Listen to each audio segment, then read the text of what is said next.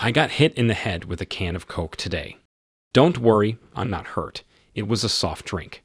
Today, I'm going to recap a 2012 action crime film called The Iceman. The movie begins on April 29, 1964.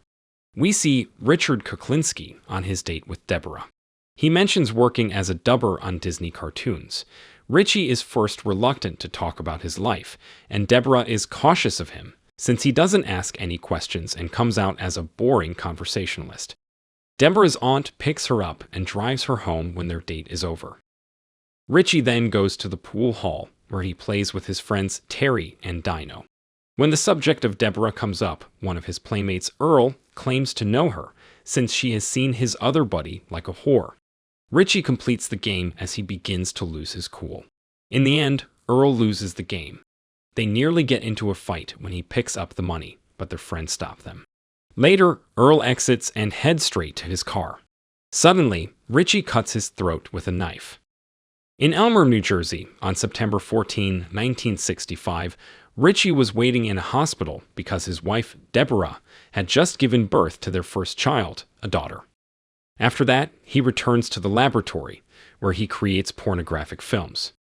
His friend Roy Lapron informs him that a client has requested the film, but because Richie is exhausted and they are 7 boxes short, he will go home to rest first.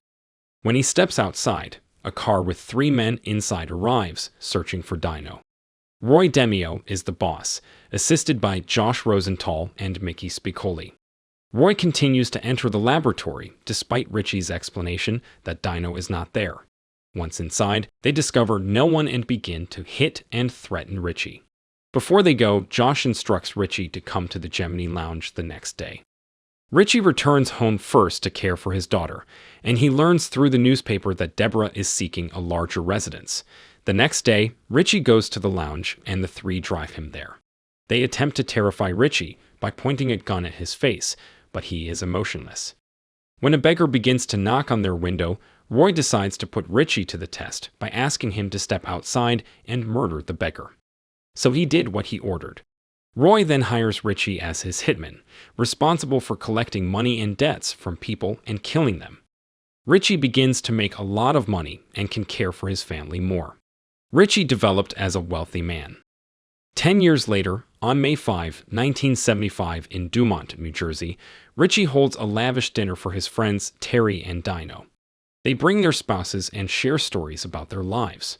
One of the women incorrectly says that Richie is making porn instead of cartoons. Deborah, on the other hand, describes his job, which is in money exchange. That is why they become wealthy so quickly. Richie hides all of his horrible illegal activities from his wife and portrays himself as a typical businessman. They arrive home and are set to complete a delicious dinner. On February 13, 1976, Josh conducts business with 2 Cubans.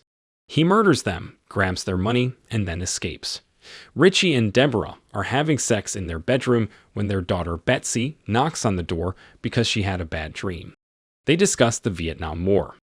Richie sends her to her bedroom to sleep and resumes engaging. The next day, a messenger called Leo appears in the lounge and speaks with Roy, explaining that the Gambinos know what Josh did to their men. They are now enraged and want to track them down. Leo suggests killing Josh, but Roy refuses since he considers Josh as his son. They have a considerable argument, and Roy is stressed. Roy tells him that he will look after Josh, and that the Gambinos will not be able to find him and will not do it again. In Kuklinski's home, Anabel assists his father, Richie, in tying his tie before he sends his children to school and leaves for work. He checks into a motel and finds Marty and a prostitute called Alex in a room together. Marty is filming Alex, and they are about to kiss when Richie comes on the door and locks him in a room. Marty is now on the phone with Roy regarding Josh and all they need to do. When the talk concludes, Richie is going to kill Marty, but he asks him to pray first, which doesn't work, so he shoots and kills him. When Richie is about to go, he discovers someone inside the closet and searches to find out who it is. He takes her out and lets her escape. However, a man named Robert Pronge, also known as Freezy, appears and gives them time to leave the building, which they do because he blows it up. Richie follows Freezy inside an ice cream truck, and he is enraged because Richie allows Alex to go, even though she sees his face. They attempt to pursue her but are unsuccessful. Because Richie refuses, he claims to have a reputation and does not kill ladies and children. Freezy is furious and tells Richie that he owes him one. Freezy drives away, leaving Richie alone. The next night, Roy summons Richie to his office. They are set to have dinner, but Roy expresses his anger with Richie since he leaves a witness. He tells Josh what he knows about the Gambinos and how he holds them hostage for a little while. Roy also states they will take a break since they are being chased, and Richie is retired. Richie left upset since he is now unemployed. The cops call him at home, but he constantly hangs up. He unknowingly pays a visit to Treston State Prison, where his elder brother Joey is imprisoned for raping and murdering a girl. They talk for long because he hasn't visited in 11 years, out of the 12 years Joey has been inside. Joey asks for Richie's help to get a lawyer, but they fight. Joey tells Richie that he is not different, he too will be a prisoner. Joey rants, shouts, and swears at Richie for being a worthless brother as he begins to walk out of prison. Richie and his family head to the skating rink, where he watches his girls play while Deborah speaks to a friend. When they are going to drive home, Richie loses attention and accidentally bumps into the car in front of him. The man from the vehicle rushes outside and confronts him, but when Richie pulls himself out of the car, the guy is scared and returns to his car. They assume everything would be okay, but the man swears to Richie's family, prompting him to be outrageous. He chases the car from street to street, despite his wife and children yelling at him to stop. The chase action ends as a taxi pushes him away. Deborah is enraged with Richie, who apologizes. Richie returns home and takes a shower after the road adventure. He recalls his childhood when he saw his brother violently assaulted by their father. His coldness and emotionlessness were from this. Richie is watching TV in their living room. When Deborah asks him what's wrong, she complains about how he behaves as if he doesn't care. Richie becomes outrageous once again. He loses control and his temper. He tosses everything aside and destroys everything. Deborah apologizes and Richie clarifies that he is just concerned about his family. The next day, he meets with Freezy and requests help since he is jobless. They agree to become partners in crime. Richie will perform the labor in a 50-50 split, while Freezy is concerned with the details. Also, Freezy shows him the body inside the ice cream truck's freezer, where he freezes it until the right moment comes to dump it somewhere. They begin chopping people's body parts, and then freeze them after Richie kills them. Despite this, Richie can take his family to a fancy restaurant to eat and enjoy themselves. Roy invites his people to the Gemini Lounge, and Leo is there. They got into a fight because Josh murdered the Gambinos boys. Roy shoots Josh, resulting in his death, which he finds difficult to accomplish. That's his only option for silencing the Gambinos. Leo enters a New York cinema and talks to Freezy about killing someone. He promises them 40 grand if they successfully murder the victim and another 10 cash if it seems to be a natural death. Leo left after showing the man the image. Back in the office, Freezy and Richie plan the assassination. Richie will use Freezy's approach, which involves cyanide. It will be his first time. Freezy shows him how to spray the powder at the person, killing him. They must have a more natural death to have 10 more grand. Richie and Freezy then head to the bar. They begin to get along with others dancing. As Freezy stands nearby, Richie gently blows the powder into the man's face, causing him to cough and become unable to breathe. When they're ready to head outside, Terry yells Richie's name and asks for help with a job. Richie leaves Terry there, and the man dies. The next day is Anabel's 16th birthday, so Richie pens a poem while shaving his beard. The celebration has begun.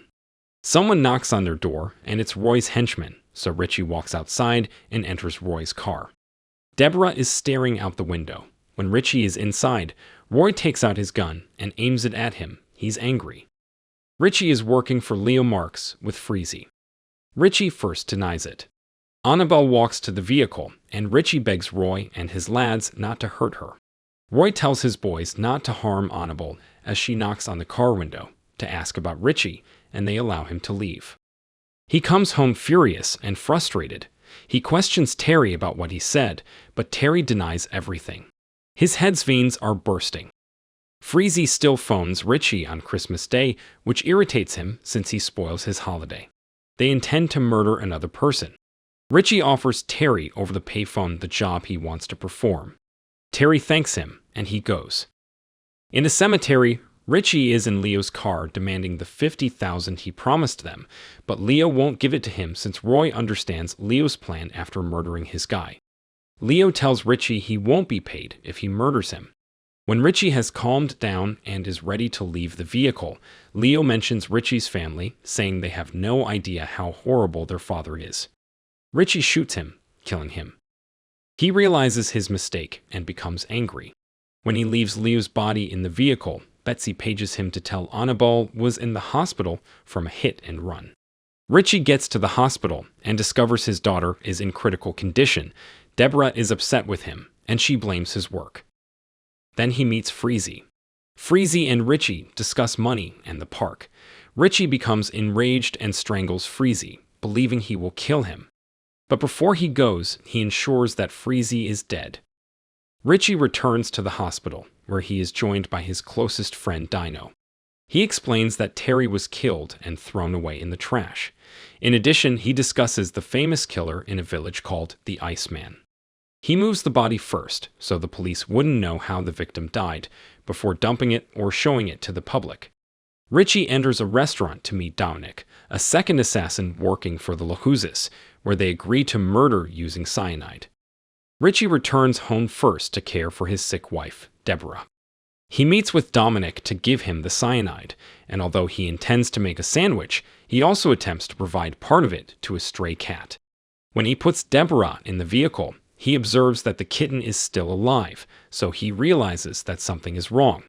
As Richie starts his car, police cars appear and block the road. They place him under arrest and take Deborah into custody. Later, he realizes that Dominic is an undercover agent who was seeking to pursue him. Richie is so huge that it takes 5 men to control him, and he tries to fight against the police, but is unable to.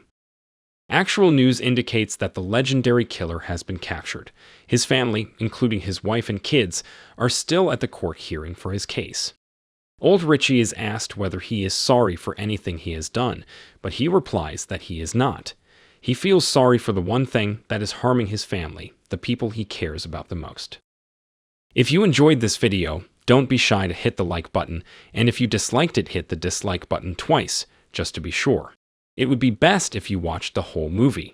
Thank you very much for watching. Please subscribe for more videos like this.